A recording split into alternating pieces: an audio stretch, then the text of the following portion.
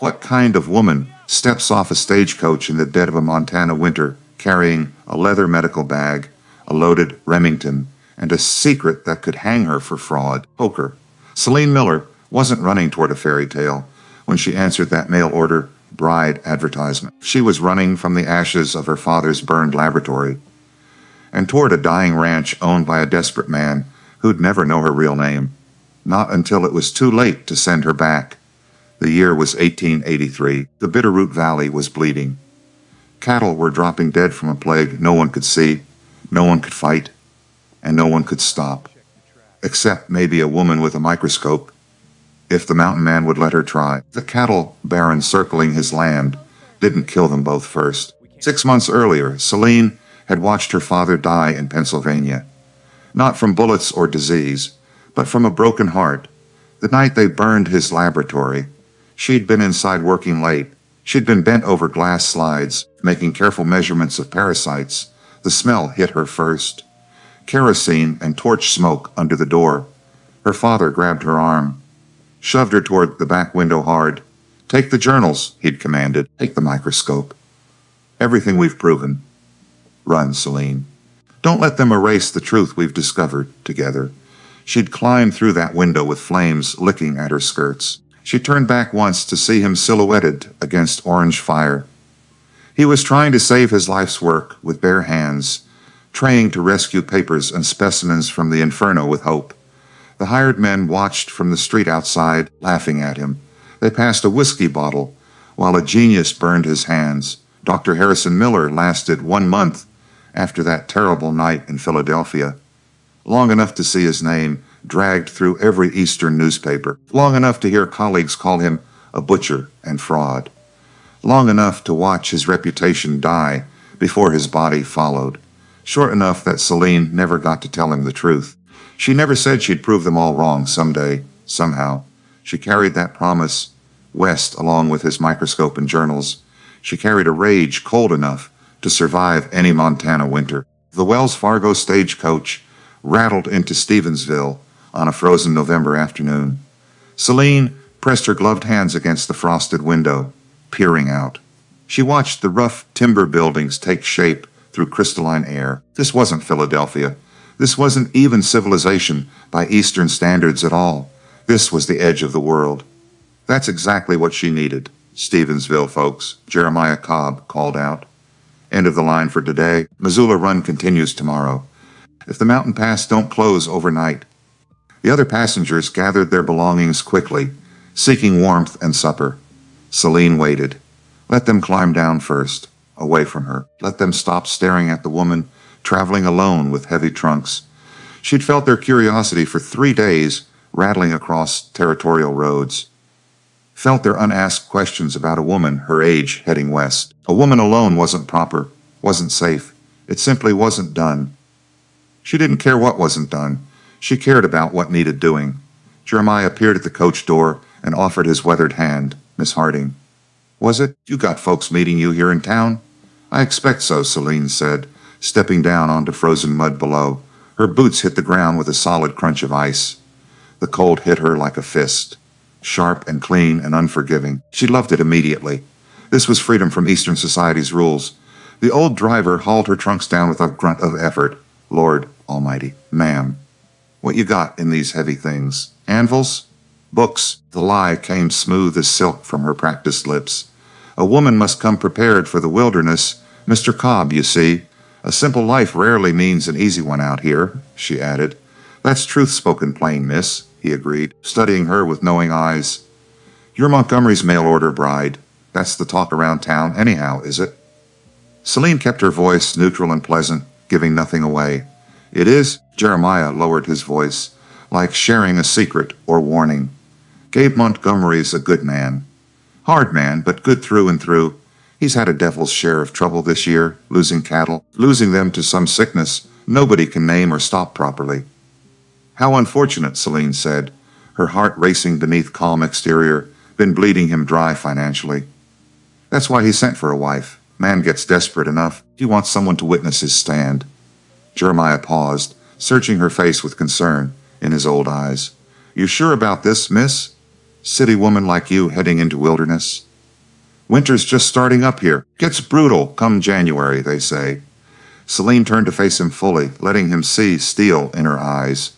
Mr. Cobb, I didn't come here for comfort or an easy life. I came for sanctuary. There's a difference between those two things. Before he could respond, a voice cut through the cold mountain air. Miss Harding, it wasn't a question at all.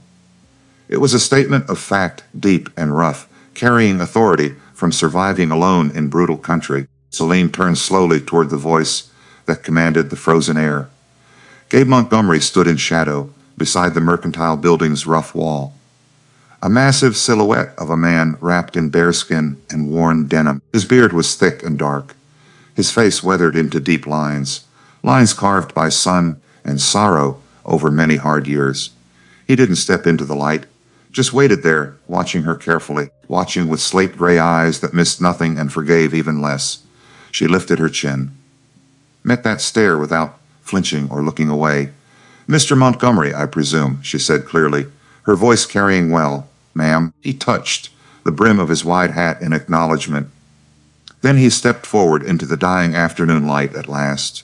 He was bigger than she'd expected from his letters and description, taller, broader, more overwhelming in physical presence than she'd imagined before.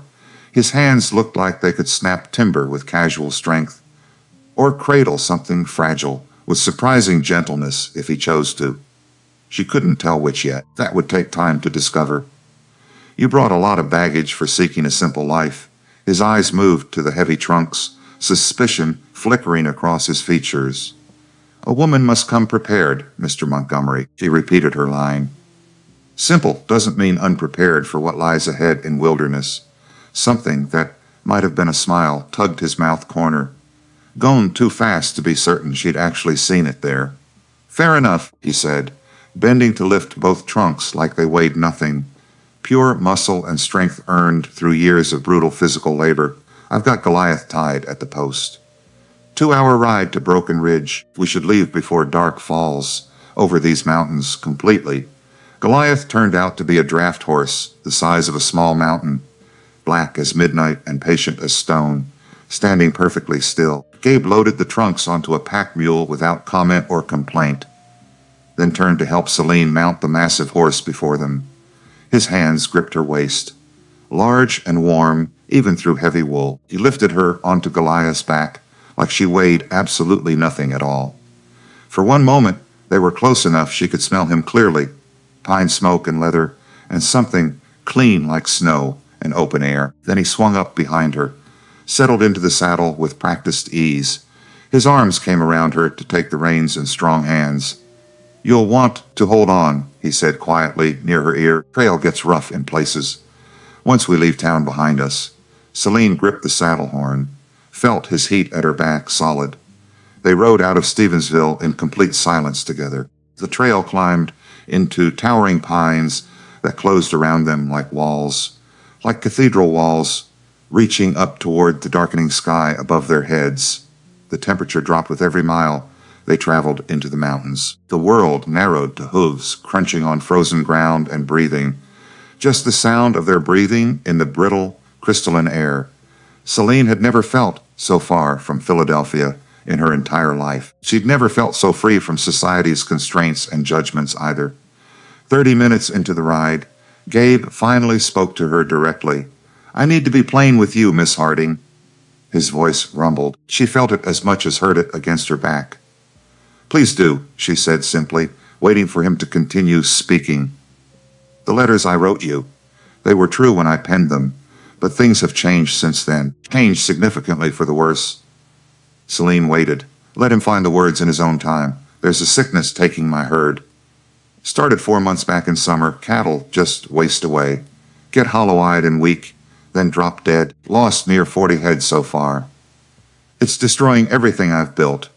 She'd read about such things in her father's detailed research journals. She kept her voice carefully neutral, revealing nothing she knew yet. That's a significant loss for any ranch, she said with sympathy. It's ruin. The word was flat, final. Hopeless in its certainty. I'm 3 weeks from foreclosure. The bank's already sent official notice, and there's a man named Josiah Rutherford. Cattle baron from Missoula. He's been buying up dying ranches for pennies on the dollar. And he wants yours, Celine finished for him, understanding the pattern. He does. Sent his men 3 times already to pressure me. Last time I fired a Winchester rifle over their heads clearly. But bullets can't kill a plague. Pride can't pay the bank. Celine felt the tension in his body, the shame of confessing failure. So I ain't offering you a future anymore, Miss Harding. Truth is, just a front row seat to a funeral if you stay here. If you want me to turn this horse around tomorrow morning, put you back on that stage, Coach East, I'll understand completely. Won't hold it against you for changing your mind about this. She'd expected tears at this point from most women he'd known, expected her to demand he turn around immediately and take her back. Instead, Celine shifted her weight slightly in the saddle before him. Let her arms wrap a fraction tighter around the saddle horn. I did not come for your money, Mr. Montgomery, she said clearly. No? Suspicion crept into his voice. Then what did you come for? Sanctuary. The word fell soft as snow between them in air. The mountains don't judge. The wilderness doesn't care about scandal or rumors. Doesn't care what society deems proper for women like me back east. I came for the freedom to exist without apology or explanation. Silence stretched out long between them as Goliath continued walking forward. She could feel him processing this, trying to understand her completely traying, to decide if she was naive or honest or something else. That's a peculiar thing to want, he said finally, uncertainty clear, perhaps. But it's the truth, she replied, with complete honesty now. And as for funerals, she kept her voice calm, almost casual. I have attended enough for one lifetime, Mr. Montgomery. Believe me. We will see about your dying ranch. It may not be finished. He didn't respond to that. But his posture shifted slightly behind her. Some of the tension bled out of his shoulders and back. They rode the rest of the way in silence. That felt different, less hostile. More like 2 people carrying separate burdens, walking together, walking parallel paths toward an uncertain destination neither could see yet. Broken ridge appeared through the trees like something from a fading dream. The main cabin was solid, built from thick pine logs and chinked. Smoke rose from a stone chimney. Lamplight glowed warm through paper windows. Beyond the cabin, Celine could see the truth of this place. Fences sagging, empty corrals, a barn that desperately needed repair work. And in the lower pasture, dark shapes that didn't move at all. Dead cattle. 3 of them, frozen in positions where they'd fallen. Gabe saw her, looking. Said nothing, jaw clenched tight with shame. He helped her down from Goliath. His hands lingered at her waist. Just a moment longer than necessary. Then he stepped back quickly. I'll get your trunks inside. Room at the back has clean sheets. Stove should keep it warm enough through the night, he said. Thank you, Celine replied, watching him carefully in fading light. I'll sleep in the barn. Propriety and all that, he muttered. We can figure out the rest come morning when we're both rested. Celine wanted to tell him the barn was foolish in winter. That propriety meant nothing when survival was at stake for both. But she held her tongue. Some battles weren't worth fighting tonight. She watched him haul her trunks inside with that powerful strength, watched him move with controlled power. From years doing hard things alone, then she turned and looked out at the dying land spread before her. 3 days, she thought. I have 3 days to earn his trust, to prove the cure works, to save this ranch in Father's name. 3 days before Rutherford comes to take it all away from him. She touched the small brass key hanging on a chain around her neck, the key to her locked medical bag with all its secrets inside. Soon, Mr. Montgomery. Soon you'll know exactly who I really am and what I came here to do for both of us. But not tonight. Tonight, she'd let him believe the mail order story. The truth could wait until morning light revealed everything clearly. Celine woke to the smell of coffee and wood smoke drifting through. The room was small but clean. A narrow bed and simple washstand. A single window looking out toward the mountains rising in distance. Her trunk sat against the wall, unopened, locked with brass mechanisms. She dressed quickly in practical wool, pinned her mahogany hair back severely, splashed ice-cold water on her face from the basin, gasping softly. When she emerged into the main room, Gabe stood at the stove, frying bacon and eggs in a cast-iron pan with practiced movements. He glanced up, nodded once. Morning, he said simply without more. Good morning, she replied, hesitating in the doorway, uncertain of welcome. Can I help? She offered, wanting to be useful from the start. Coffee's hot. Cups are on the shelf, he gestured with spatula. They moved around each other carefully, like two wary animals sharing territory. She poured coffee. He plated food. They sat at opposite table ends, the silence stretched, not hostile, just uncertain and new between them. Finally, Gabe spoke. I'll be riding out to check the herd. After breakfast, you're welcome to come. Or, stay here. Your choice entirely. I'd like to come. If that's acceptable to you, she said. He studied her over the rim of his coffee cup for a moment. You know how to ride? He asked, testing her claims about preparation. Well enough, she answered honestly, meeting his eyes without flinching away. Then we leave in 20 minutes. Dress warm. It's brutal out there. The lower pasture was worse than Celine had imagined from distance. Not just 3 dead cattle, 5, and 2 more with that hollow look. The look her father had described in his journal so precisely, the look of animals drowning from the inside, suffocating on parasites. Gabe dismounted, walked to the nearest carcass. Melt in frozen mud started with just one back in July. Thought it was bad feed or age. Then another and another. His voice was stripped and raw. Now it's every week, sometimes every day. I can't stop it. Celine slid down from her horse, moved closer, forced herself to look. The dead animal's hide was covered in strange hard-shelled ticks everywhere, swollen, dark. Wrong. It shouldn't be here in Montana at all. Her pulse quickened. She knew these, had seen them under Father's microscope, Bophilis annulatus, Texas fever ticks. They belonged in the South only, not here, not in Montana, not in November's freezing cold weather. The locals call it blood fever, Gabe continued, voice empty and defeated. Some kind of curse, they say. God's punishment. Devil's work, they claim. Take your pick of superstitions. None of them help me save cattle. Celine knelt beside him, pretended to examine the animal with curiosity, not as a trained researcher who'd spent years studying this exact pathology. What do you call it? She asked softly, watching his face carefully. I call it the end of everything I built here, he said. He stood, brushed frozen mud from his knees with rough, damaged hands. 10 years I fought this land. Bears, blizzards, drought. I survived it. Now something I can't even see is taking it all down. The helplessness in his voice cut deeper than any anger could have. Celine stood, met his eyes. Gabe, may I ask you something important? Gabe, if we're going to watch this place die together, use names. Gabe then. She paused. Do you believe in unexpected solutions sometimes? He frowned. What do you mean by that? He asked, with confusion, I mean. She chose her words carefully. Sometimes the answer isn't expected, isn't where we'd normally look. Do you have courage to trust unfamiliar? You talking about prayer? Because I've tried that already, believe me. No, not prayer. She held his gaze. I'm talking about admitting something. Admitting that the way you've always done things might not work. That there might be another way. A better way you haven't considered. Gabe studied her for a long moment. She could see him thinking. See him trying to figure her out. This strange Eastern woman speaking riddles. I reckon I don't have much choice, he said finally with resignation. A drowning man doesn't argue about the rope thrown to him. No, Celine smiled faintly. He doesn't argue. He grabs it tight. She turned back to look at the dead cattle and their ticks. Soon, she thought. Soon I'll tell you about the rope I've brought, about the cure that could save this place from total destruction. But first, you need to trust me, and trust takes time. Time we don't have much of, but enough. Just barely enough. That evening, Celine asked if she could learn to shoot a rifle. Gabe looked up from his coffee. Surprise flickered across his weathered face. Shoot, he repeated, as if he'd misheard her simple request completely. Yes, a rifle, preferably.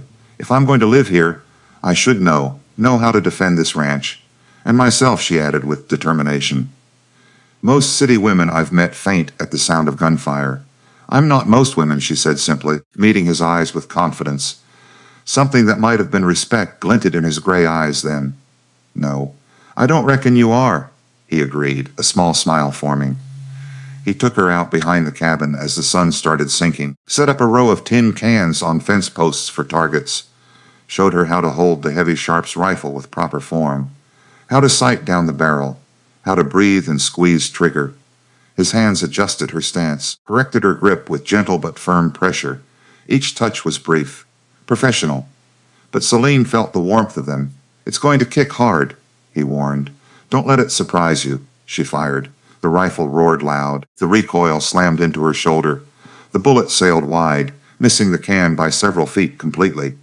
Again, he said simply, not criticizing her miss at all, just teaching. She fired 3 more times, getting closer each time, learning the weapon. On her 6th shot, a can exploded off the fence post. Gabe let out a low whistle. 200 yards. That's damn fine shooting. "For a first day," he added, genuine admiration in his rough voice. Celine lowered the rifle. Her shoulder ached. Her ears rang from noise. She had never felt more alive than in this moment under Montana sky. "Teach me more," she requested, wanting to prove herself to him. They stayed out until the light failed completely, darkness closing in, until her shoulder was one massive bruise, and she hit targets consistently.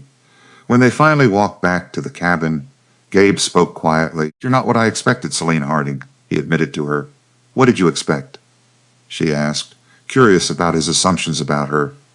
Someone soft, someone who'd cry when things got hard and beg home, and instead, she pressed, wanting to hear his honest assessment now.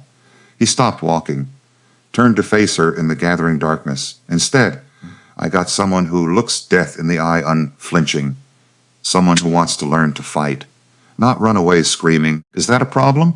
she asked, holding her breath for his answer. "No," he said it slow, thoughtful. "I think it might be exactly what's needed, what this place needs. What I need," he added, almost to himself. They stood there in the cold. 2 people slowly circling each other, trying to decide what kind of alliance they were building between them. Finally, Gabe cleared his throat. "I'll teach you more tomorrow. If you want, I want," she confirmed immediately, eager to continue learning from him. "Good." He started toward the barn. Stopped. "Celine?" he called back. "Yes," she answered, turning to face him in dimming light completely. "Thank you for not running, for staying even when I gave truth." She watched him walk away. This mountain of a man brought low by invisible enemies he couldn't fight with strength alone. "I'm not here to run, Gabe," she said softly, too quiet to hear. "I'm here to fight. And I brought weapons you can't imagine yet." That night, Celine sat by the fireplace with Father's leather journal. The pages were filled with his precise handwriting and detailed observations, diagrams of tick anatomy, notes on life cycle patterns in different climates, calculations for arsenic compounds that could kill parasites without poisoning hosts, and on the final page, dated the week before he died, the truth is simple. Texas fever is not carried by air, not by water. It is transmitted by the Boophilus tick only. The cattle barons refuse to accept this because it means quarantine, it means halting their drives, it means profit loss they won't accept. They will destroy anyone who speaks this truth. They already have destroyed. To my daughter, if you're reading this after I'm gone, remember, don't let them win. The cure exists. The science is completely sound. Find someone desperate enough to let you try. Prove what they burned. Your loving father, Harrison Miller. Celine traced the words with her fingertip, felt tears threaten, but pushed back. "I found him. Papa," she whispered to the empty room around her, "a desperate man with a dying ranch and nothing left to lose. Just like you said. Just like you told me to find." Outside, the Montana wind howled through the pines. Cold and clean air, completely indifferent to human suffering or scientific truth or anything else. Inside, Celine closed the journal, locked it back in her trunk safely.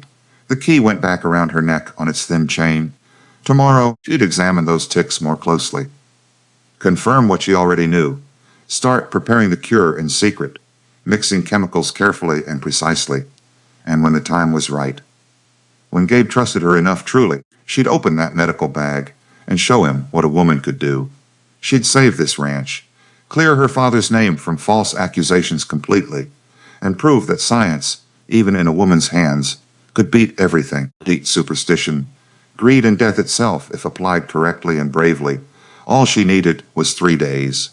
Just 3 days to prove it, and the courage to tell a mountain man the complete truth.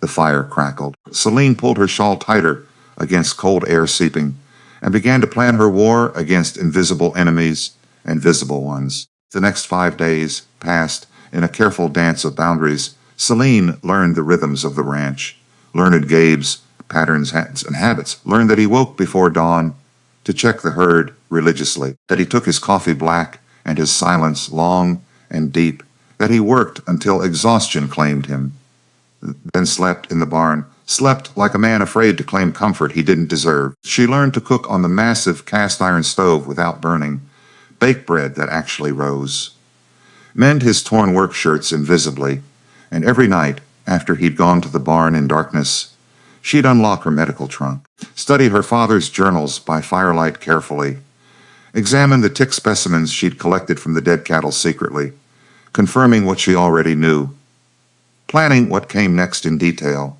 On the third morning, Gabe found her in the pasture at dawn, kneeling beside a freshly dead calf, her hands moving over the hide. Another one. His voice was flat, emptied of everything but acceptance. Celine looked up. How old was she? She asked, needing the information. 6 months. Born in May. Should have had years ahead of her. He crouched beside Celine, ran a hand over the calf's stiff flank. That's 12 this month. I'm hemorrhaging cattle faster than I count them. Celine watched his face, saw the lines deepen around his gray eyes, the way his jaw clenched against emotion he wouldn't let surface yet. Tell me about when it started, she said quietly, watching him carefully. The very first animal. Do you remember it clearly? She pressed gently. Course I remember. Big red steer named Samson. Tuckest bastard around. Gabe's voice went distant. Remembering. Found him down by the watering hole in July. Thought maybe he got into bad forage or something. But then his eyes went hollow. Hide started crawling with ticks everywhere. 3 days later, he was dead. Just like this one here and the ticks. Did you notice them before the sickness started? Or only after? She asked, trying to establish the timeline precisely. Gabe frowned. After, I think. Why does that matter at all? Just curious. She kept her voice casual. Back east, my father used to say every problem has a pattern. You just look close. Your father sounds like he was a wise man, Gabe said. He was. The past tense sat heavy in her throat like stone. He died 6 months ago, she added, giving him that truth at least. Gabe's expression softened. I'm sorry for your loss, Celine. Truly sorry. So am I, she replied, looking back at the dead calf below them. They knelt there in the frozen mud, two people carrying fresh grief, understanding without needing to explain it to each other at all. Finally, Gabe stood, offered his hand, pulled her up with strength. Come on. I'll teach you to saddle a horse proper today, since you're hell-bent on learning everything about this place quickly. I am, she confirmed, grateful for the change of subject from death. Why? The question came sudden, direct. Why do you care so much? Care about a dying ranch in the middle of nowhere, Montana? Celine met his eyes. Chose truth where she could give it safely. Because you care. And I've spent too long around people back east. People who didn't care about anything real. Anything that mattered at all. Something shifted in his face. A wall coming down.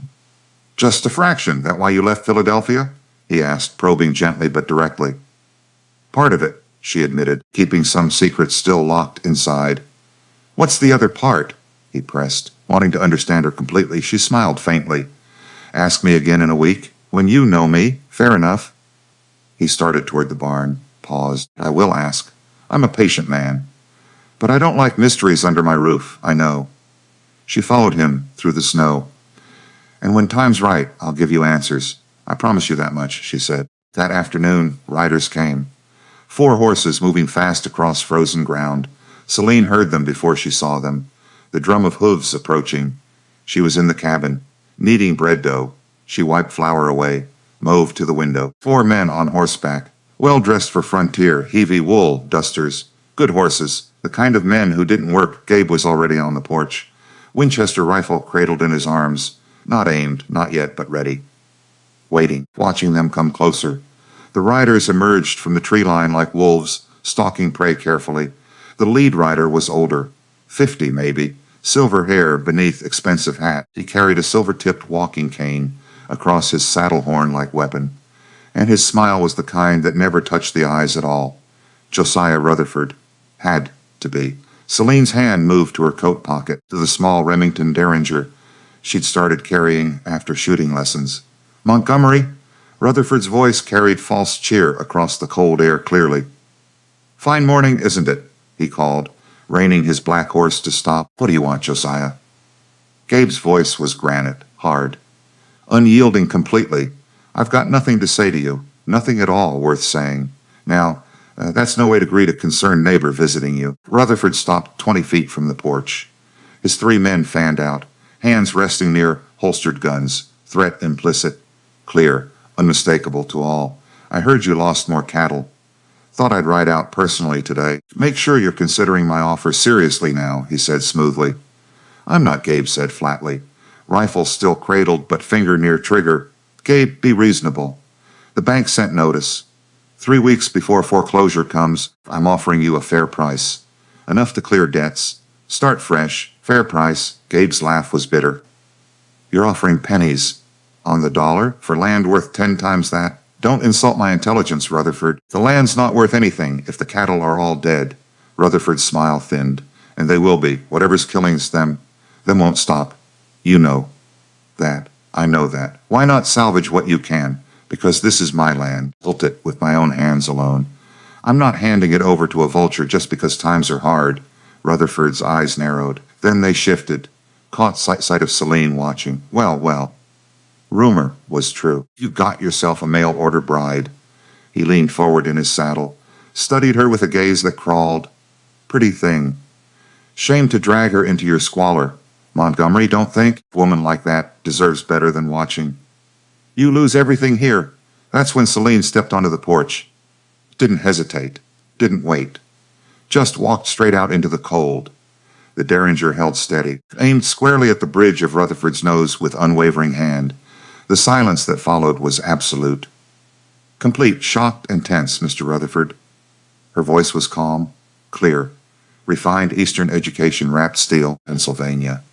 We shoot trespassers who threaten our livestock and husbands. I suggest you turn that horse around. If you return uninvited, I will put a bullet through your eye and dissect your brain. Under my microscope, she added, making the threat oddly specific and memorable. One of the hired men's hands twitched toward his holstered gun. Celine shifted her aim. I wouldn't. I can shoot wings off flies. Imagine what I'll do to something as large as your hand.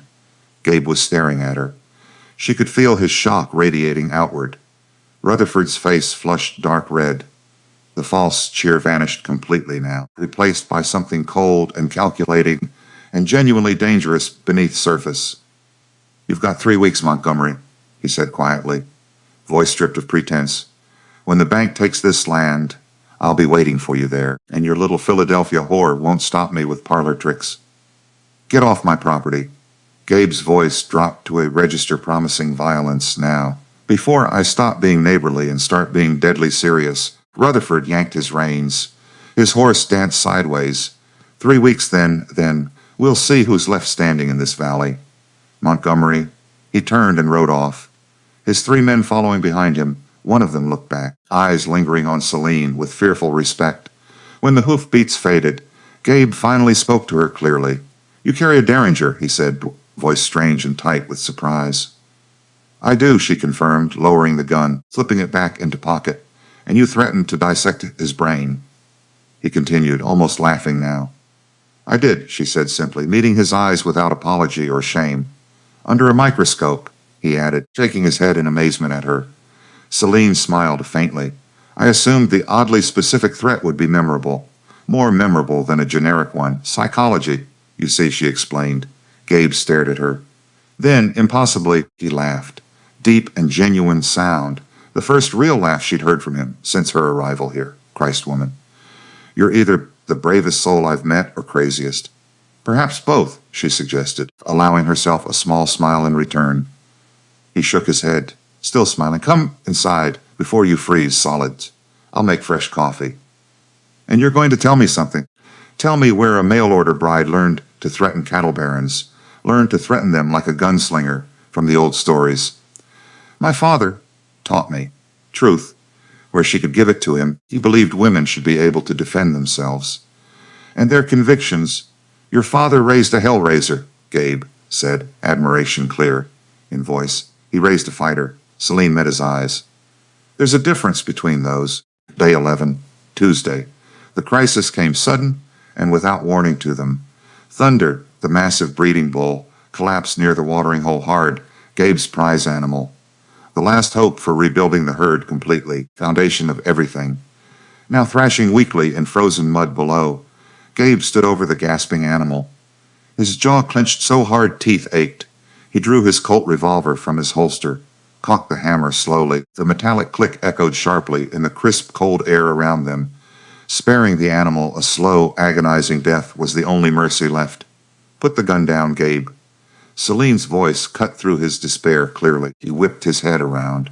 She was marching down the snowy slope from the cabin. She wasn't wearing her apron. She wore heavy wool, and in her gloved hand she carried the small locked leather satchel, the satchel she had meticulously kept hidden beneath her bed since arrival. He's done for, Celine. Gabe's voice cracked with exhaustion and grief. You shouldn't be down here. It's the fever. Highly contagious to herd. It is not a fever, and it is not a curse. Celine snapped, dropping to her knees in the snow beside Thunder. She didn't flinch at the mud or the sight of dying animal. She snapped the lock on her satchel, pulled it open with steady hands. Gabe stared in stunned silence, his gun lowering slightly from shock. Inside wasn't sewing gear or Bibles or any normal woman's belongings. It was lined with velvet and held a gleaming brass microscope inside rows of glass vials, surgical steel scalpels, leather-bound journals filled notes. What in God's name is all that? Gabe demanded, lowering revolver completely. Celine pulled out a pair of iron tweezers, a small glass vial. My real name is not Celine Harding, she said. Eyes intensely focused, her hands began to part the hair on Thunder's neck. Searching hide, it's Celine Miller. Does the name mean anything to you at all? Gabe frowned, searching his memory. Miller, like the fellow back east. The scientist the papers were calling a butcher and fraud years ago.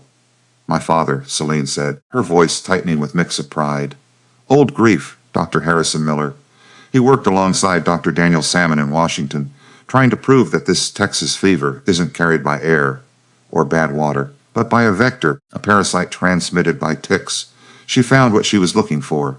With a swift motion precise, she plucked a swollen, blood-engorged tick from the bull's hide completely, dropped it into a glass vial, sealed it tight with practiced movements. They laughed at him, Celine continued, her hands moving rapidly now. When the cattle barons realized his quarantine methods would cost money, would halt their cattle drives, they ruined him. Hired men to burn his laboratory.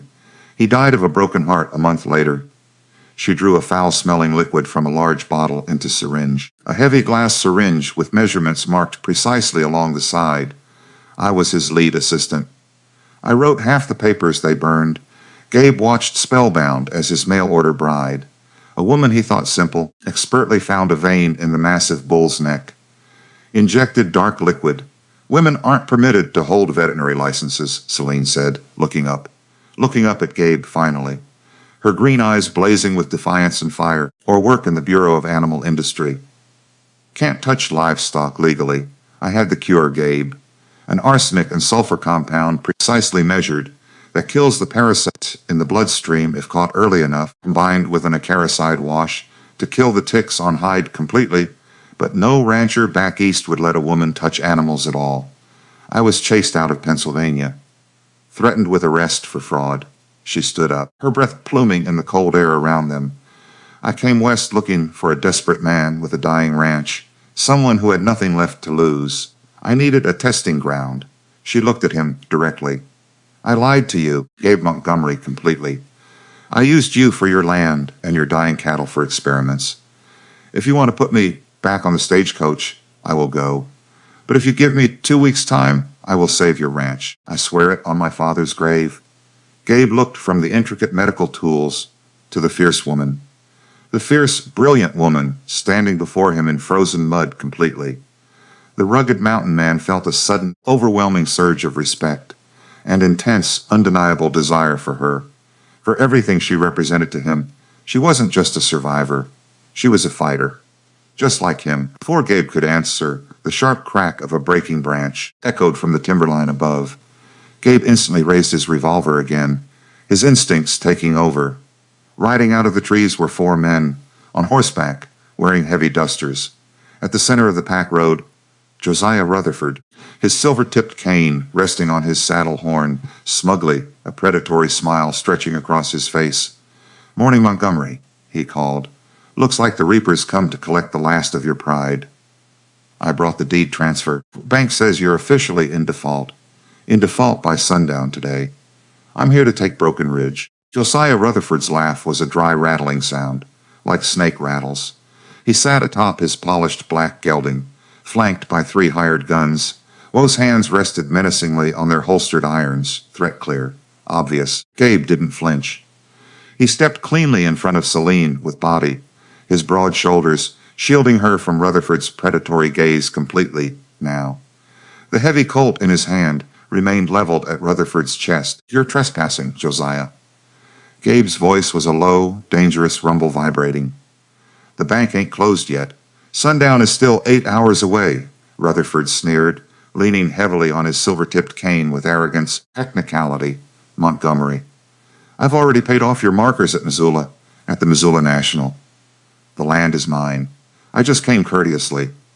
Came to offer you the courtesy of packing your wagon first, before my men toss your belongings into the snow like trash.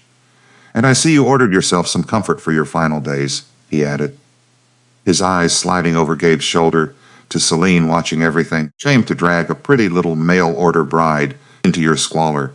Before Gabe could cock the hammer of his revolver in fury, Celine stepped out from behind him, reached into her heavy wool coat, produced the loaded Remington Derringer Gabe hadn't realized she carried still. She aimed it squarely at the bridge of Rutherford's nose.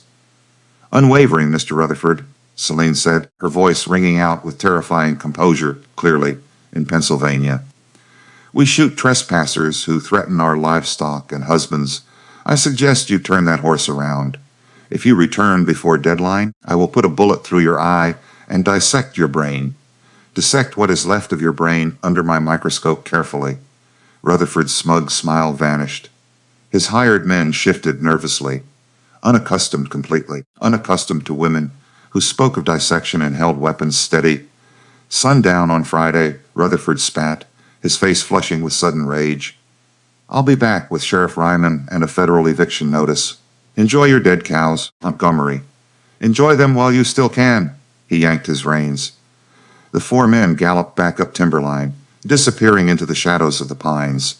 Gone but not forgotten, Gabe slowly lowered his Colt, staring at his wife in amazement. The adrenaline was pumping hard through his veins, mixing with realization, profound awestruck realization. "You would have shot him without hesitation," he said. Celine slipped the Derringer back into her coat. "Yes," she said simply, picked up her leather satchel from the snow. "But bullets won't save ranch. We have 3 days until Friday. I need lumber, tar, horses, every able-bodied horse you have left." "We are building a dipping vat." That night, something shifted between them. Changed fundamentally and permanently, they sat by the fireplace. Coffee cooling in tin cups. Wind howling. The wind howling outside like it was trying to tear world apart. "Tell me about your father," Gabe said quietly.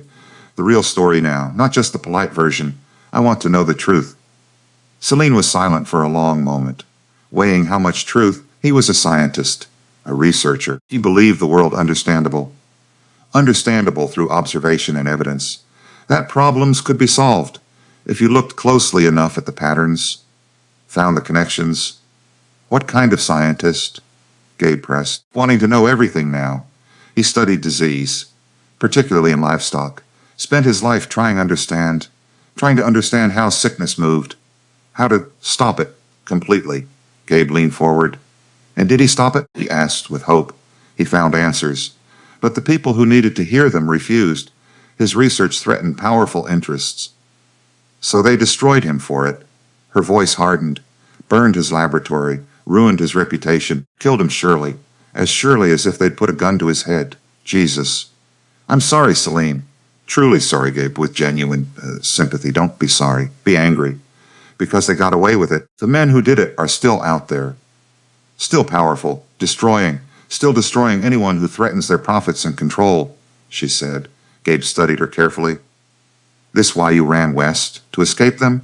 partly, and partly because I needed to finish what he started, needed to prove him right, needed to vindicate his name finally.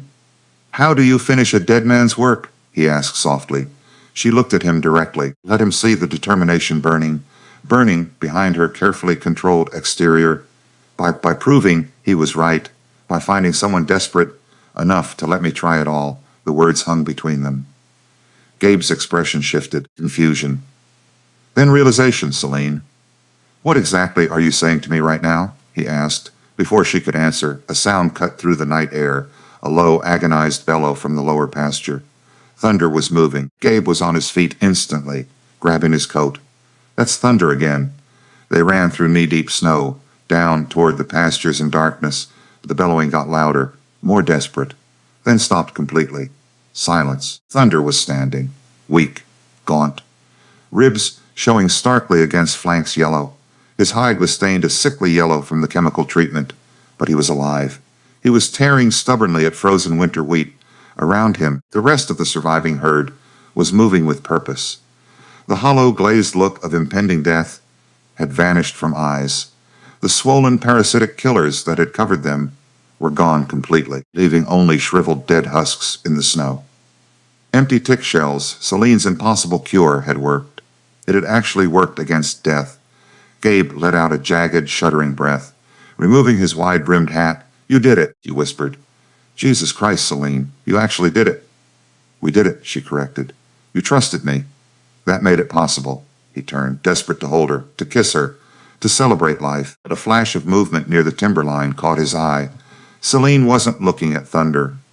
She was kneeling in mud elsewhere, near the geothermal runoff. A warm, natural spring that never froze. She was hunched over her open leather satchel. A brass magnifying glass clutched in her gloved hand, staring intently at the muddy embankment. "We won, Celine," Gabe called out, his voice thick with emotion. "They're standing." The fever broke. "We saved them," he said joyfully. Celine did not look up. Her face was pale, drawn tight terrifyingly, thickened tight with a cold fury. "It wasn't a fever, Gabe," her voice carrying a sharpness that stopped him dead in tracks. "And it wasn't a curse of the land or bad luck." Gabe frowned, his joy evaporating. Replaced by honed instincts sensing trap. "What are you talking about?" he asked. Moving closer to her, Celine pointed a trembling finger at the muddy bank of warm spring. "I came down here at dawn to gather soil samples for testing. I needed to understand how the Boophyllus annulatus, the Texas tick, possibly survive a Montana winter. It should be impossible biologically." She stood up, kicking at a pile of dead brush piled unnaturally close to the water's edge. They didn't survive winter. They survived the spring, the warm spring. Someone placed them here. Gabe stepped closer, pulling the heavy aside with strong hands. Buried beneath the dead pine needles were 3 massive burlap sacks, partially submerged in the steaming mud of the geothermal runoff completely. The stench hitting the cold air was putrid. The smell of rotting meat and stagnant blood. Death itself condensed. Gabe drew his hunting knife, slashed the nearest sack open violently. Hundreds of foul, rotting, tick-infested cattle hides spilled into mud. "Someone deliberately brought infected hides up from the south," Celine said, her green eyes blazing. "They dumped them right at your water source, specifically targeting the warm mud where the larvae could hatch safely, where larvae could attach themselves to your cattle. Drinking here regularly, they seeded your ranch with a biological plague." On purpose, deliberately, Gabe stared at the rotting hides. The faded red ink stamped on the burlap sack seemed to burn into his retinas. Rutherford Cattle Co., Missoula. The pieces of the puzzle violently snapped together in his mind. The mysterious deaths. Rutherford's perfectly timed buyout offers appearing quickly. The aggressive isolation of Broken Ridge from community support and help. It was warfare waged by a coward in a tailored suit.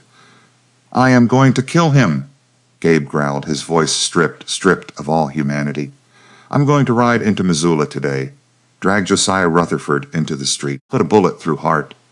"No, you are not," Celine shouted, grabbing his thick arm hard. "If you shoot him, Gabe, you hang for murder immediately after. He takes the ranch and I become a widow before truly wife. We are going to use the law. I have the scientific proof. We will summon U.S. Marshal if we have to for justice.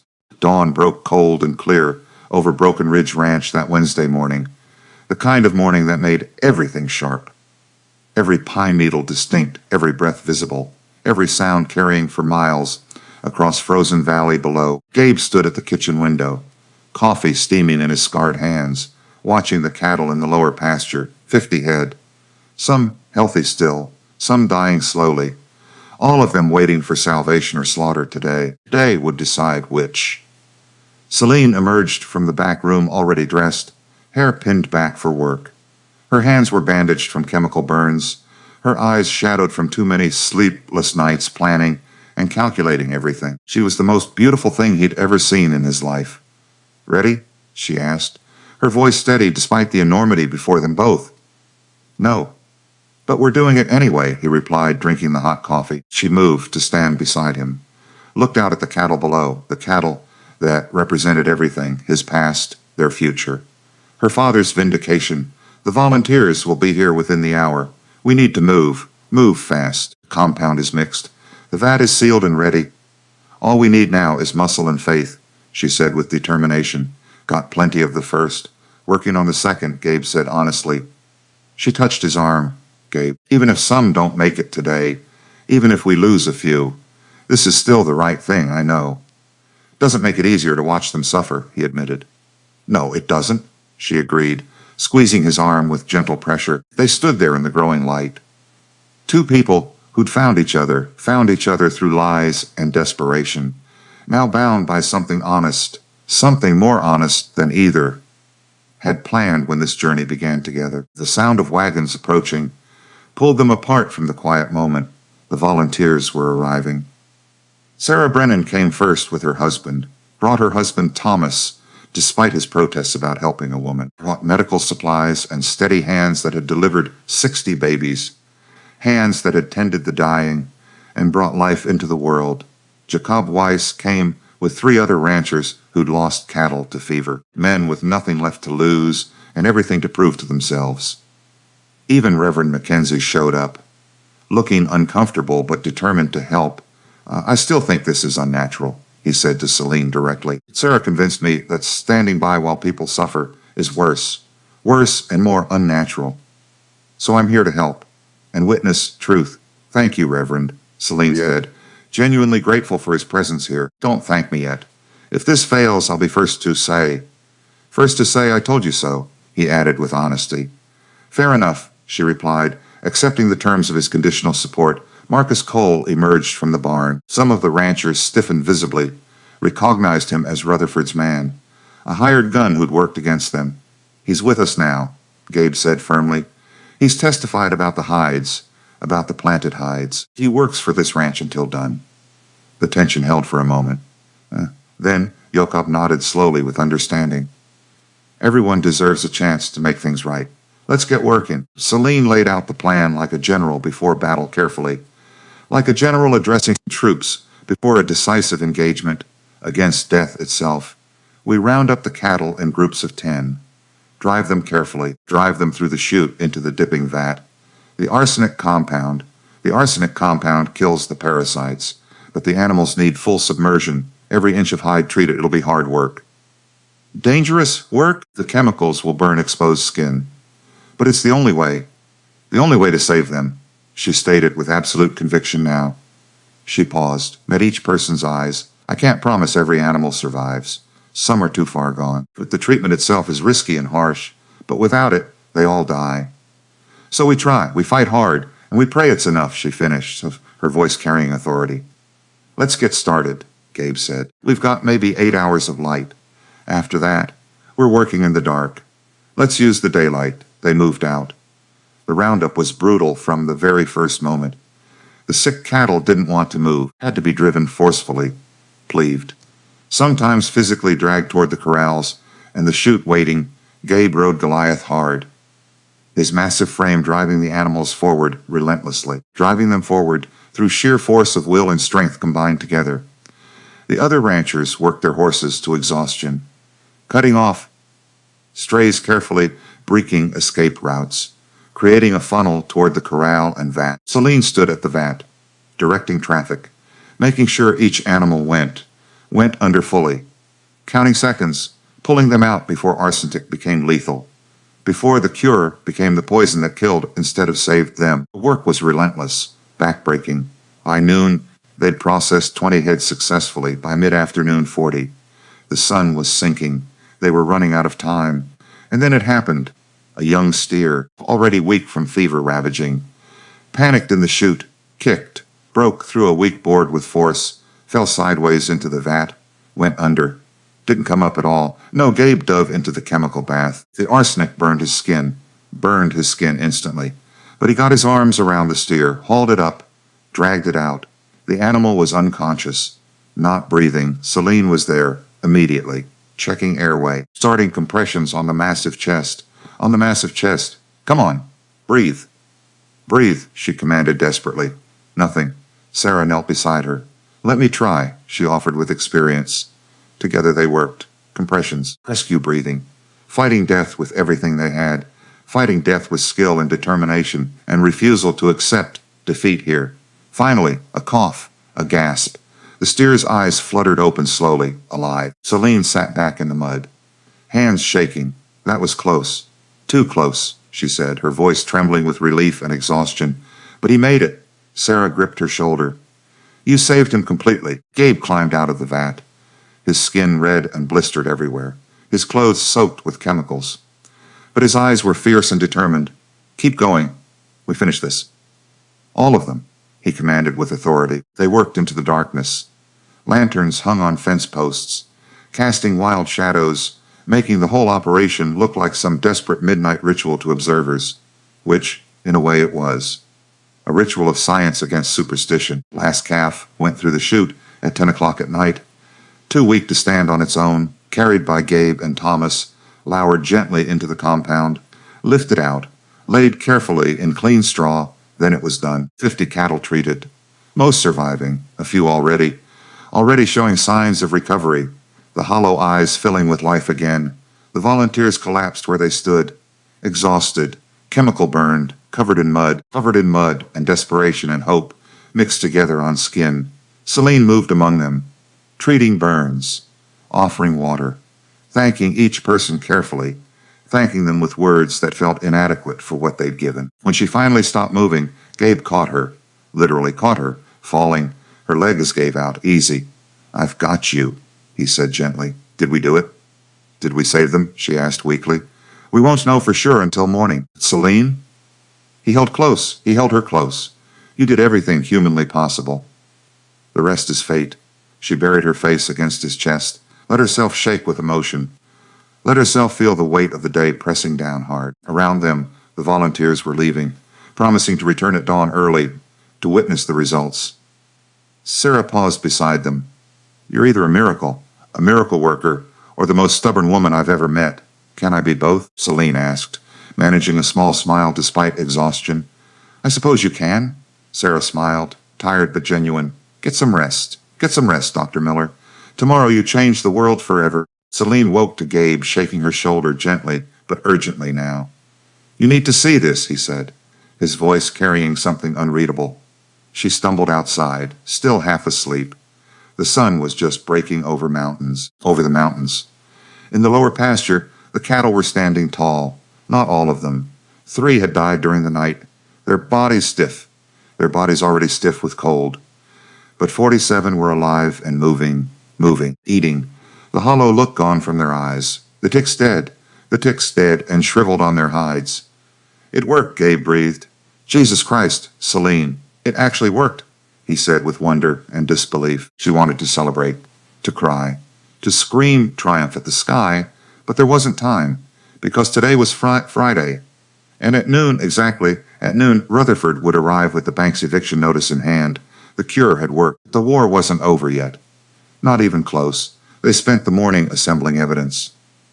Celine laid everything out carefully, laid everything out on the kitchen table like pieces of legal brief. The diseased hides with Rutherford's brand. Samples of Texas ticks that couldn't survive Montana winter naturally. Maps showing the planted caches precisely. Maps showing caches near geothermal springs. Marcus Cole's written testimony. Detailed testimony detailed, damning, naming names and dates and orders given by Rutherford Jacob Weiss's timeline of his cattle deaths, starting immediately after his herd watered downstream from Gabe's spring. Sarah Brennan's medical observations of the cure's effectiveness, and Celine's father's journals showing identical patterns of biological warfare used in Pennsylvania years before. Letters warning Dr. Harrison Miller to stop his research. Signed by J. Rutherford. Continental Cattle Syndicate. It's not enough, Celine said, staring at the evidence. Not quite. We can prove the hides.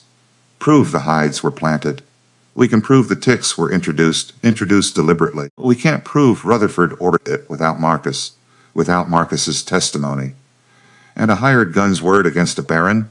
That's shaky in court, she finished, frustrated by the legal weakness. What else do we need? Gabe asked, wanting to understand the gap. Financial records.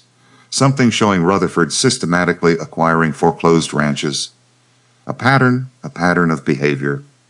Proof this isn't isolated but deliberate strategy. Gabe thought for a moment. Thaddeus Boone, the banker. He's processed every foreclosure in the valley for the past 5 years. He'd have those records, he said. Seeing the solution clearly now, would he testify? Celine asked, knowing the risk for the banker involved. I don't know. He's afraid of Rutherford, but he's also honest. An honest man forced to do dishonest things. If we give him a way out, a way to make things right safely, without losing everything. Gabe shrugged. Maybe. Just maybe he would help. Then we need to talk to him. Before Rutherford arrives here, they found Thaddeus Boone at the Missoula National Bank building downtown, a small as nervous man with ink-stained fingers, and a conscience eating him. A conscience that had been eating him alive for years of complicity. When Celine laid out the evidence on his desk, his face went deathly pale. Dear God, he's been doing this deliberately. For years you knew, Gabe said, not an accusation. Just a statement of fact to suspected. Suspecting and proving are different things entirely, Boone said. And Rutherford owns half the businesses in Missoula. If I accused him without proof, I'd be ruined. Maybe worse than ruined. We have proof now, Celine said quietly. What we need from you are the financial records. Every ranch Rutherford acquired through foreclosure in the past 5 years. The purchase prices, the valuations, show the pattern, she said, her voice gentle but firm with him. Boone's hands shook. He'll destroy me, he said with genuine fear clear. He'll hang, Gabe said flatly. What we're showing here is federal crime, federal biological warfare. Deliberate transmission of quarantine disease across state lines. That's not a territorial court matter. That's federal marshals and judges. Rutherford's money won't save him, he stated with absolute certainty now. But I'll still lose my position. My reputation, Boone protested weakly. Or you'll be the banker who helped expose the biggest conspiracy. The biggest conspiracy in Montana Territory history. Celine leaned forward intently. Mr. Boone, I watched my father die because men like Rutherford valued profit over truth. Watched his life's work burn. His name dragged through newspapers. Don't let that happen to more people. Be brave. Just this once, she urged with emotional intensity and honesty. Boone was silent for a long moment. Then he opened his ledger carefully. Friday noon, you said. That's when Rutherford is coming? Yes, Gabe confirmed, watching the banker's internal struggle play out, visibly. Then you'd better take these copies now. Before I change my mind, he handed over thick folders. Years of records. The pattern was undeniable.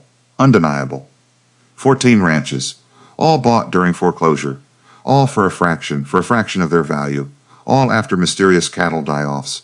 Thank you, Celine said softly, taking the precious documents with gratitude. Don't thank me yet. Rutherford will know I'm the leak immediately. There are only so many people with access to these files. Then come with us, Gabe said. Testify yourself, in front of witnesses, in front of the law. You'll be protected, he promised firmly. Will I, or will I just be the first casualty? Boone asked. There won't be a war, Celine said, because he's going to lose today, and you're going to be on the winning side. They returned to Broken Ridge at 11:30 in the morning precisely. Found half the town already there. Word had spread. about the cured cattle, about the evidence, about the showdown coming at noon. Sarah and volunteers, the ranchers who'd helped with the roundup, even Reverend Mackenzie watching carefully, all gathered like spectators waiting for a hanging. Sheriff Tom Ryman was there too, looking tired and conflicted. Montgomery, Miss Miller, heard you've been making some serious accusations, he said, his tone neutral and careful. Not accusations, Sheriff, evidence. Celine gestured to the table on the porch where everything was laid out. Beside Ryman stood another man, older, wearing a federal marshal's badge, hard eyes that had seen everything and believed nothing until proven. This is Marshal Bidwell. Marshal Bidwell, Ryman said. Federal Circuit Judge sent him to investigate reports of quarantine violations in the territory. Thought he should be here. Celine felt hope flare in her chest. A federal marshal. Exactly needed, Marshal. Thank you for coming, she said, keeping her voice professional. Don't thank me yet, ma'am. I'm here to investigate all sides. That means looking at evidence from all sides. If you've made false accusations against a prominent businessman, you'll face consequences serious. Understood. The evidence speaks for itself, Celine said with confidence absolute. At exactly noon, the sound of multiple horses approaching echoed through the valley. Josiah Rutherford arrived like a conquering army, 6 men this time, including his lawyer, his hired guns, and a junior deputy, carrying official-looking paperwork. Rutherford dismounted with the smug confidence of a man who'd never lost a battle. Montgomery, I see you've gathered an audience for your eviction today. How thoughtful, he said. His eyes swept the crowd, paused on the federal marshal. Something flickered in his expression. Concern briefly. He covered it quickly. Time's up. The bank has declared your loan in default. Sheriff Ryman is here to serve notice. You have until sundown to vacate the property, he stated with authority. I'm not vacating, Gabe said calmly, his voice carrying across the gathering. Then you'll be removed by force, Rutherford threatened, gesturing to his men. On what grounds? The debt was predicated on loss of livestock completely. I haven't lost them. They're alive, recovering. The ranch is solvent. Rutherford's smile thinned. Temporary reprieve at best. The fever will return surely. It always does, he said with false certainty, masking growing unease. Not if the fever was never natural to begin with, Gabe stated. Silence fell like a stone. Rutherford's expression went carefully neutral immediately. I don't know what you're implying. He began with practiced innocence. I'm not implying anything. Celine stepped forward. I'm stating facts clearly. My name is Dr. Celine Miller, she announced, her voice carrying the crisp cadence of a seasoned academic and trained researcher, daughter of Dr. Harrison Miller, former researcher for the United States Bureau of Animal Industry. I've spent the past 10 days investigating the cattle plague affecting this valley. She moved to the evidence table, picked up one of the rotting burlap sacks. This was found buried in the warm mud near Mr. Montgomery's geothermal spring, along with two others just like it. They contained cattle hides imported from Texas, deliberately infected with Bophelis annulatus. The Texas fever tick. She dropped the sack at Marshal Bidwell's feet. Note the brand stamped on the burlap. Rutherford Cattle Co., Missoula, she stated clearly. Murmurs rippled through the crowd. Rutherford's face flushed dark with anger. That's absurd.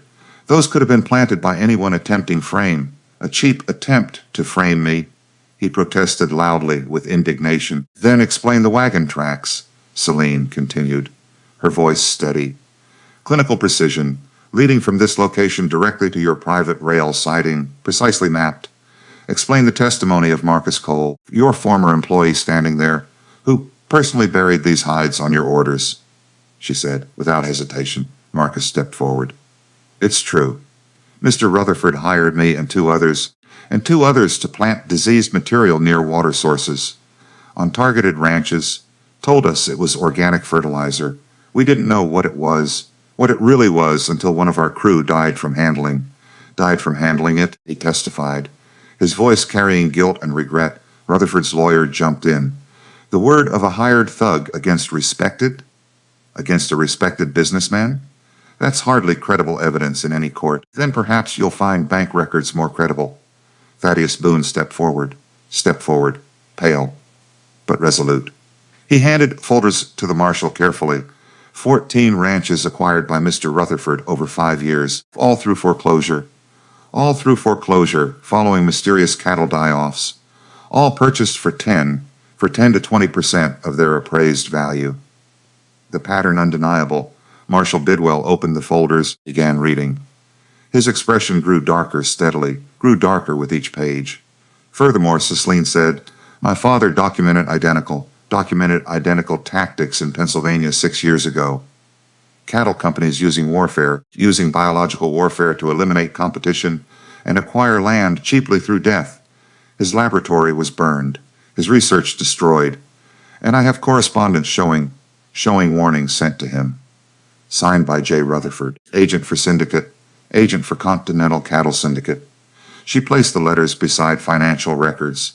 The same man who now operates in Montana Territory, using the same illegal methods, transmitting quarantined biological materials across state lines, deliberately infecting livestock, violating federal agricultural law entirely, violating it for profit, she finished, her presentation complete and damning.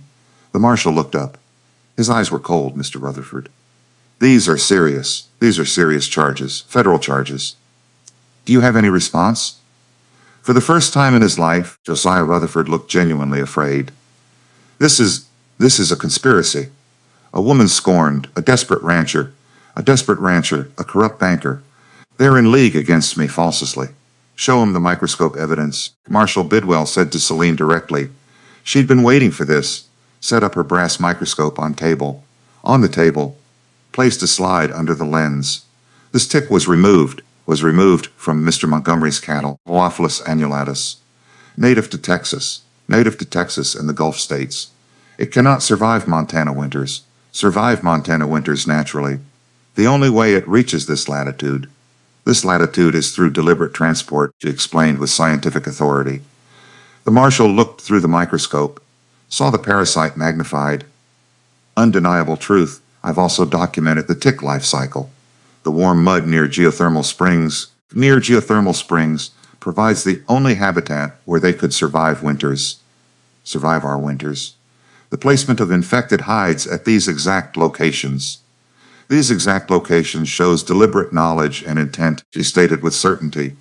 Rutherford's lawyer was scrambling. Even if the ticks were introduced deliberately, which we dispute, you can't prove my client was responsible for placement.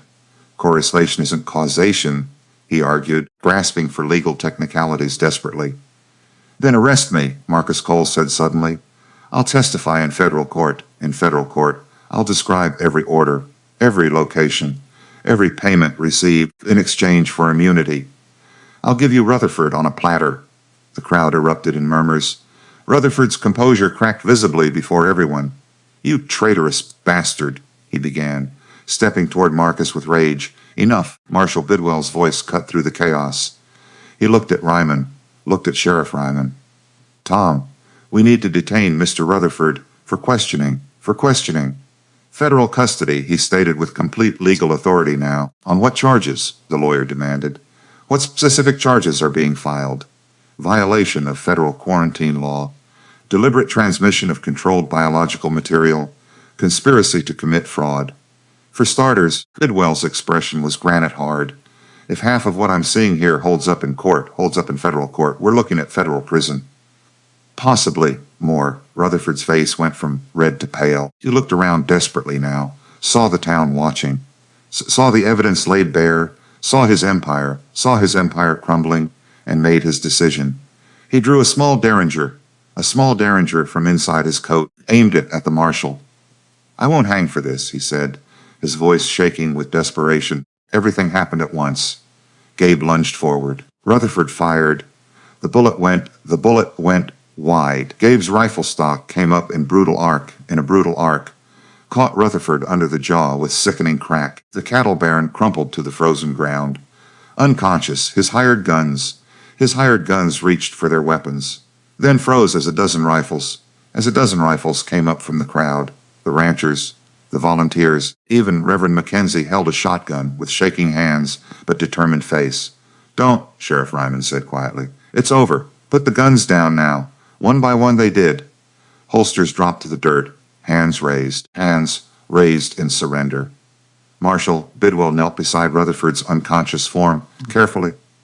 "Someone get rope. Mr. Rutherford, you're under arrest," he stated officially. They dragged Rutherford away in chains, still unconscious from Gabe's blow, blood trickling from his mouth. The silver-tipped cane that had been his symbol of power, now rolling in the mud. His hired guns were rounded up, questioned. Two confessed immediately, corroborating Marcus's testimony. Desperate to save themselves from the federal noose, the lawyer tried to protest, demanded due process. But Marshal Bidwell was unmoved. "Your client will get a trial. Federal Circuit Court, Helena. Until then, he's in federal custody," he said with finality. Absolute. He looked at Celine. "Dr. Miller, I'll need you to prepare a formal report, scientific documentation. Everything you found here documented. Can you do that?" he asked, needing her expertise for prosecution. "Yes, Marshal. I have journals, notes, specimens. Everything you need completely." "Good, because this is going to be the biggest case Montana Territory has seen in a decade. We need it airtight, absolutely." The crowd began to disperse, slowly, reluctantly, like witnesses to history unfolding. Witnesses to history who didn't want the moment to end yet. "Sarah," Brennan approached Celine. "You did it. You exposed him completely and thoroughly. We did it. All of us." Celine looked at the volunteers around, at the ranchers who'd helped. "This was never just me alone fighting. Maybe not, but you were the catalyst. The one brave enough to start the fight," Sarah said with admiration clear. Jacob Weiss shook Gabe's hand firmly. "Your ranch is saved, and you've got a hell of a woman, Montgomery," he said with respect. "Don't I know it?" Gabe replied, looking at Celine with love. Thaddeus Boone was talking to the marshal, pale but standing straight, finally unburdened. Even Reverend Mackenzie approached Celine humbly now with apology. "I was wrong about you. I apologize sincerely," he said with humility. "You came when it mattered, Reverend." "That's what counts most," she replied still. "I let fear and prejudice cloud my judgment completely and wrongly. You're not a witch. You're a woman of science doing good. I should have seen that from the start clearly," he admitted honestly. "Thank you," she said simply, accepting his apology with grace and forgiveness. The sun was setting, painting the valley in gold and crimson light. The cattle were grazing peacefully. The evidence was secured for trial ahead. Justice was beginning. And Celine finally let herself breathe at last deeply. The trial in Helena lasted 6 weeks. 6 weeks of testimony and evidence. 6 weeks of legal maneuvering and desperate defense strategies that failed. Rutherford fought every charge, hired expensive lawyers from back east immediately, called in favors from powerful friends across the territory and beyond. It didn't matter at all. The evidence was overwhelming and undeniable. Marcus Cole's testimony, detailed, consistent, corroborated by the other hired men, the financial records Thaddeus Boone provided, showing the systematic pattern of acquisition through foreclosure. 14 ranches over 5 years, all following outbreaks. The diseased hides with Rutherford's brand stamped clearly on every burlap sack. And Celine's scientific documentation, proving deliberate biological warfare beyond reasonable doubt, proving it with microscope slides, tick specimens, life cycle documentation, expert testimony. She spent 3 days on the witness stand, explaining the science clearly, explaining it in terms the jury could understand without condescension or confusion. The federal prosecutor was a sharp woman named Elizabeth Hartwell from Washington. She questioned Celine with precision. "Dr. Miller, can you explain? Explain to the jury how these ticks could not have arrived naturally?" Celine answered clearly. "The Boophilus annulatus tick requires specific conditions to survive. Warm temperatures, high humidity, specific host animals for feeding. Montana's winter temperatures drop well below freezing. These ticks cannot survive exposure to prolonged cold. They die within days naturally. The only location on Mr. Montgomery's ranch where they could survive is the geothermal spring, where warm mud provides year-round warmth similar to their native Texas habitat, she explained with clarity, and the placement of the infected hides. Hartwell pressed with purpose, directly adjacent to the geothermal spring, precisely where the larvae needed to be to survive and attached to cattle drinking there. This shows deliberate knowledge of both tick biology and ranch geography, not accident, not coincidence. Deliberate placement, Celine stated firmly. The defense tried to discredit her. Dr. Miller, you're not a licensed veterinarian. You have no formal credentials. Why should we trust your testimony? Celine met the lawyer's eyes. I spent 6 years working alongside my father. My father, Dr. Harrison Miller, who worked with Dr. Daniel Salmon. With Dr. Salmon at the Bureau of Animal Industry. I co-authored research papers published in agricultural journals. My credentials are my research results. The cure worked. 47 cattle survived treatment. That's not opinion. That's documented scientific fact, she said with confidence. The defense attorney pressed. But women aren't permitted to hold veterinary licenses. How can we trust work done outside proper institutional oversight? Elizabeth Hartwell objected. Your Honor, Dr. Miller's gender is irrelevant to accuracy. To the accuracy of her scientific methodology and results achieved, the judge, a stern man named Morrison, agreed. Sustained. The defense will confine questions to the evidence presented, not the witness's gender, the trial continued. Jakob Weiss testified about his own ranch's destruction, about the timing, the same pattern, the same mysterious fever appearing suddenly, right after his cattle drank from the shared creek downstream from Gabe's geothermal spring. Sarah Brennan testified as medical expert witness, describing the cure's effectiveness. The scientific rigor observed. Thaddeus Boone presented the financial records, showed the judge and jury clearly, showed them the pattern of systematic acquisition at pennies on dollar, and Marcus Cole. Marcus Cole testified for 2 full days, describing every order Rutherford gave, every location where hides were planted, every payment received, every conversation about removing obstacles to expansion. The defense tried to break him. You're a criminal seeking immunity. Why should we believe anything you say? The lawyer attacked aggressively. Because I'm the one who did it, Marcus said simply, with honesty. I planted those hides. I took his money. I followed orders blindly. And I watched a man die from handling diseased material we buried. I'm not proud. But I'm telling the truth now, he stated clearly. On the final day, Elizabeth Hartwell gave her closing argument powerfully.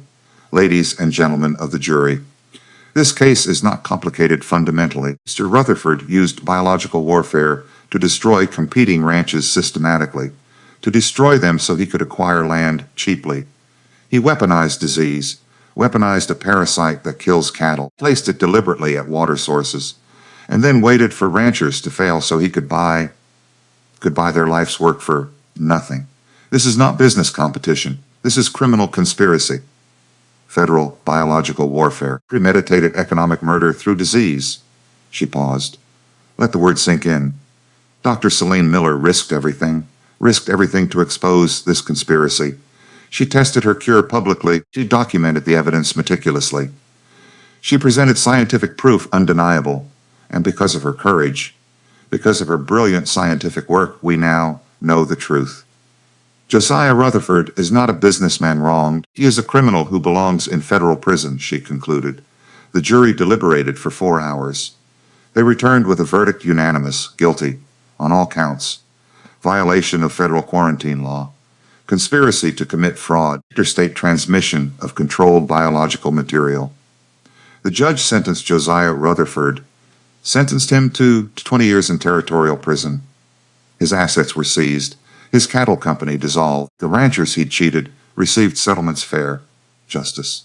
Slow and imperfect, but real. Celine sat in the courtroom and felt her father's presence. Felt vindication. 3 months later, spring came to the Bitterroot Valley like promise kept. Snow melted. Creeks ran high and clear. The pastures turned green gradually, and Thunder sired the first calf of the new breeding season successfully. A healthy heifer, strong and perfect. No sign of fever anywhere. Celine named her Hope. The name felt right. Felt like closure somehow. Celine's research was published in agricultural journals across the country widely. The cure for Texas fever. Verified and replicable. Her father's name cleared posthumously. Dr. Harrison Miller's work was recognized as pioneering, finally essential, worthy of the respect he'd been denied in life unjustly. The dedication in the published paper read, "To Dr. Harrison Miller, whose courage his daughter carried forward. May truth always triumph over profit." Letters arrived at Broken Ridge almost daily, from ranchers thanking her sincerely, from veterinary schools asking her to lecture, from the Bureau offering positions that she politely declined. She had work to do here in Montana. Sarah Brennan became her first student completely, learning microscopy and disease diagnosis, planning to open the valley's first combined medical and veterinary practice for all. Other women followed, curious, brave, ready to learn from her expertise. The world was changing, slowly, but inevitably forward toward progress and equality. On a warm May afternoon, Celine stood in the lower pasture peacefully, 47 head of healthy cattle grazing peacefully, new calves gambling between them. The nightmare of the previous winter now just a memory, fading slowly. Gabe came up behind her, wrapped his arms around her waist gently. She leaned back into him. "Penny, for your thoughts," he said softly. "I was thinking about my father, wishing he could see this, see that his work mattered, that he was right all along. He knows. Wherever he is, he knows," Gabe said with certainty. "You think so?" she asked, hoping it was true somewhere beyond life. "I do, and I think he's proud of the cure you achieved, of the justice, of the life you're building here with me." He paused. "Of the woman you've become," he added with love. Celine turned in his arms. "I wouldn't be here without you completely. You gave me the chance when no one else would dare. We gave each other chances. That's what partnership is truly," he said. She kissed him, soft and slow, tasting of coffee and spring grass, and home. When they pulled apart, she smiled. "I got a letter yesterday from the Territorial Agricultural Board requesting my help. They want to commission a study. Cattle disease patterns across Montana carefully. Year-long project. Good funding for research," she explained with excitement building. "You going to take it?" he asked, knowing her answer already somehow. "Only if you help. It's our ranch, our work together always. We do it together, or not at all," she said firmly. "Then we do it together," he agreed, kissing her forehead gently. They walked back toward the cabin, hand in hand, past the dipping vat that had saved the herd completely that winter, past the barn where it had all begun, past the porch bravely, past the porch where they'd fought their war and won together. Inside, Celine's microscope sat on the table beside Gabe's rifle, carefully positioned. Two tools, two ways of fighting, both necessary, both respected equally now. On the wall hung a framed letter, the first page of publication, the first page of her father's published research. Dedicated to his daughter, the woman who'd finished what he started courageously. Below it, photograph. Celine and Gabe on their wedding day, smiling, married by Reverend Mackenzie in front of the whole town, watching joyfully. No longer scandalous, just accepted. This was home now, completely and truly. Not just a ranch, not just a refuge from Eastern society, but a life built on honesty and hard work together, and the belief that truth, spoken clearly, could still win against corruption.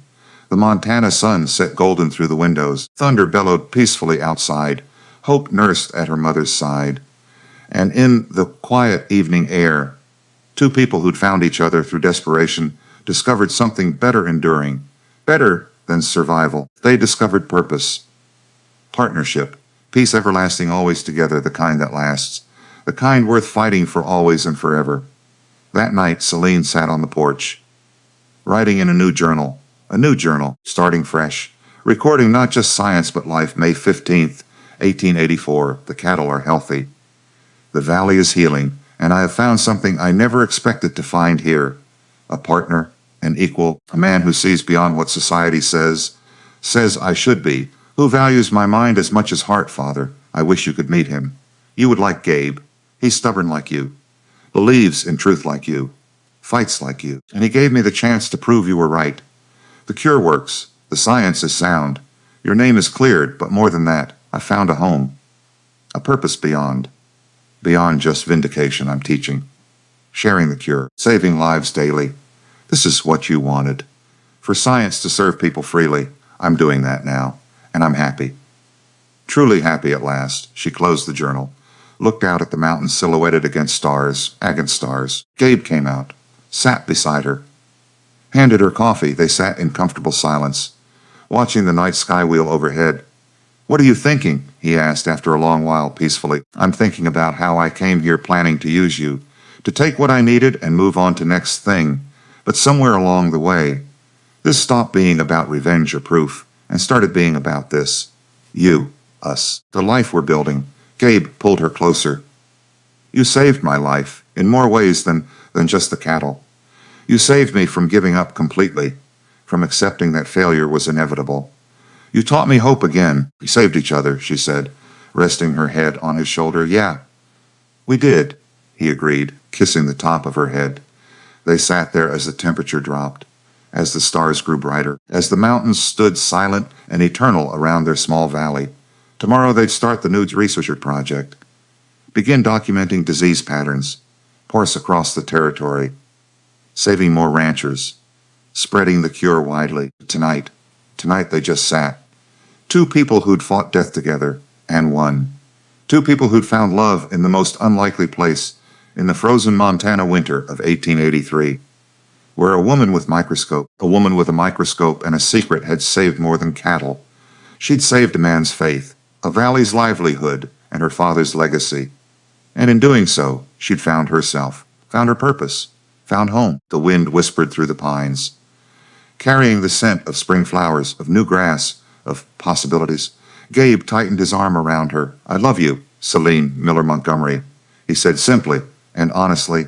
I love you, Gabe Montgomery, she replied, her heart full and content. And under the vast Montana sky, two souls who'd found each other rested in the knowledge that they'd built something that would last, something bigger than themselves, a legacy of truth, of courage, of love, the kind that changes the world. One cattle ranch at a time. Years later, final reflection years later, when people asked Celine Miller Montgomery about that winter long ago, about the cattle plague and the conspiracy and the 3-day war, she'd smile. Science saved the cattle, she'd say with quiet pride always, but it took courage to use it. Gabe's courage to trust me, mine to try, and a community's courage to see truth clearly. They'd ask if she regretted the lies, the deception used initially, using a mail-order bride advertisement to test her cure secretly then. I regret nothing that led me here, she'd answer honestly always now, to this life, this work, this man. Sometimes the crooked path forward, the crooked path is the only one that gets you home safely. And Gabe, listening from the porch, would shake his head smiling always, because he knew the real truth, that a woman with a microscope and a dangerous secret had ridden into his dying valley, saved his cattle, exposed a conspiracy, completely avenged her father, and stolen his heart all in one impossible winter. She'd come as Celine Harding, a lie. She'd stayed as Celine Miller. The truth became Celine Montgomery completely forever, the future.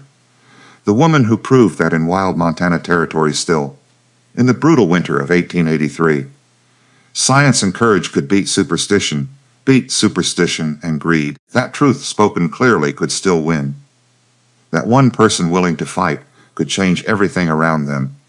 Thunder's descendants would graze those pastures for generations coming forward, always healthy, strong, proof that the cure worked, that the battle meant something, and the woman who'd saved them would be remembered not as a witch or a fraud, but as a pioneer always, the scientist who tamed the fever, the fighter who brought justice forward, the partner who built a life worth living in the shadow forever, in the shadow of the Bitterroot Mountains, where the wind howled cold in winter. But spring always came, and with it